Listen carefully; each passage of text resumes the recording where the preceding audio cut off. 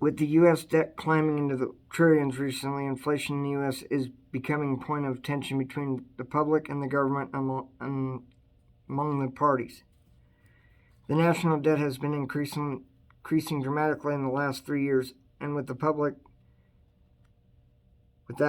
has become increasingly concerned with the state of inflation in the country. Inflation in the last year alone has soared to 7.5% for consumers, the biggest increase since the 80s, according to both Trading Economics and New York Times. There are a variety of recent issues compounding inflation in the U.S. today, but the country is divided on who is to blame and what the solution should be. The major political parties, Democrats and Republicans, are trying to identify causes and solutions. According to CNBC, Democrats say the cause is the COVID-afflicted supply chain, and Republicans, according to NBC, cite the cause in Biden's overspending on stimulus checks and his policy priorities. I stand with Republicans on the issue, believing Biden administration policies are to blame. Instead of relying on stimulus checks, we should be lifting vaccine mandates for employment to allow qualified people to be participating in the workforce, drilling more domestic oil, and eliminating stimulus checks altogether. I speak from the standpoint of American-born, American-raised citizens who is concerned and for the state of the economy it's in, and as it will be for the future generations. I argue allowing COVID vaccine mandates and eliminating domestic oil drilling, both of which stain the economy by underestimating it, while allowing stimulus checks to overstimulate the supply chain, resulted in the present inflation rates we're seeing in the U.S. I propose that we increase domestic oil drilling and stop with the stimulus checks in an effort to combat this issue. To start, let's begin with the workplace COVID vaccine mandates. I argue by that mandating the vaccine in the workplace, many qualified Americans are losing their jobs, and not doing so would allow more hardworking Americans to be working and adding to the general economy. According to ABC News, the vaccination mandates represent the 10th highest reason for job loss in 2021.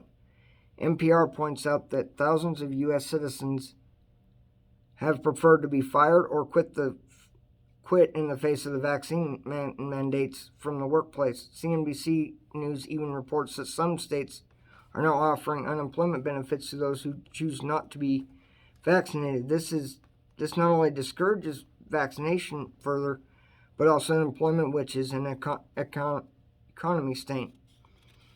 Now that we've discussed part of the problem, we can talk about part of the solution. By not mandating the vaccine, more qualified Americans can remain working in their fields and relieve stress on the skilled labor shortages that CNN highlights. Further, by not mandating the vaccine, the risk of other states allowing for unemployment benefits to be extended to those who were fired or quit their jobs over vaccination status would be reduced altogether. Eliminating mandates would allow this economy to recover. Since we briefly discussed the effects of the COVID vaccine mandates on inflation, let's shift to domestic oil drilling, or lack thereof, and the implications that it has on the economy. If we begin to domestically drill for more oil, the inflation would reduce. As of now, according to the White House, the Keystone Pipeline has been halted by the Biden administration.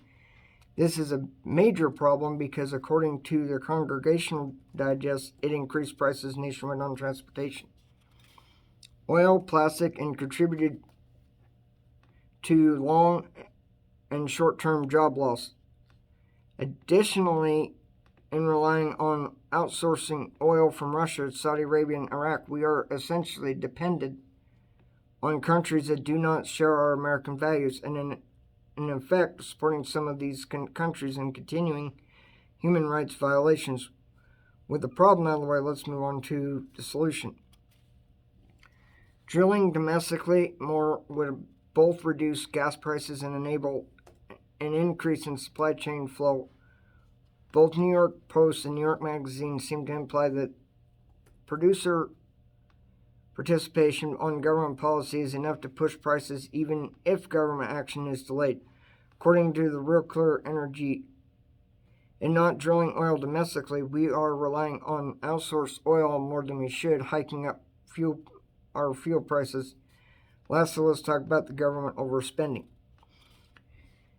If we reduce government spending on stimulus checks, we could reduce inflation by reducing demand for goods and sources and allow time for the supply chain to recover from its bottleneck. Both PolitiFact and AP News indicate that stimulus checks added more undue burden on the supply chain and which strained the economy.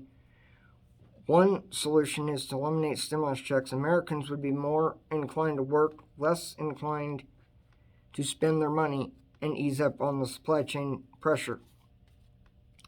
The Heritage Foundation opposes the stimulus checks on the grounds that they aren't stimulating to the economy.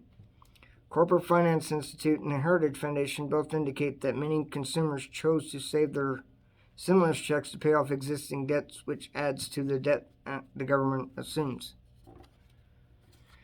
Opposing views, Democrats believe that the primary cause of current inflation are supply chain bottlenecks. However, they neglect to acknowledge the role that the additional stimulus checks, limited domestic oil drilling, and vaccine mandates have had on the economy and employment has hurt us. While it's true that the supply chain is backed up, according to both Supply Chain Digest and Quarterly, the release of additional stimulus checks through the Biden administration overstimulated the economy through the stimulus checks started as a bipartisan agreement under the Trump administration. They should have ended with the initial check instead of continuing to release them through Biden's administration. These additional checks led to more strain on the supply chain by creating higher demand for goods at a time when there was minimal movement as for domestic oil. Democrats have argued that it would present too much strain on the climate, according to CNBC. While this may be true, in eliminating domestic oil drilling, Americans are experiencing the consequences of something out of our control and requires a global solution, not an agreement between some countries. According to the Argus media, the Biden administration is leaning on increasing domestic oil drilling. It should not have been reduced in the first place. In regards to the vaccination mandates, Biden's administration supported requiring large employers to mandate vaccines for employment. To say this to some, this solution is an attack on the rights of others by limiting bodily autonomy. People shouldn't be having to choose between their bodily autonomy and a career of livelihood. Now, with the unemployment benefits offered to those refusing the vaccine, we're ultimately creating incentives to neither work or get vaccinated. It's counterproductive. Even though, according to Stanford and the Wealth Fund, vaccine mandates were opposed by the Supreme Court, the ruling doesn't undo the amount of people who've already lost jobs over vaccination status. My arguments highlighted different values in between Democrats and Republicans and frame their issue as a difference in priorities. Now we've gone over the side of the argument. Now allow me to reinstate my main argument in allowing for COVID vaccine mandates and limiting domestic oil drilling. Biden's administration policies have become an undue burden on an already strained economy by underestimating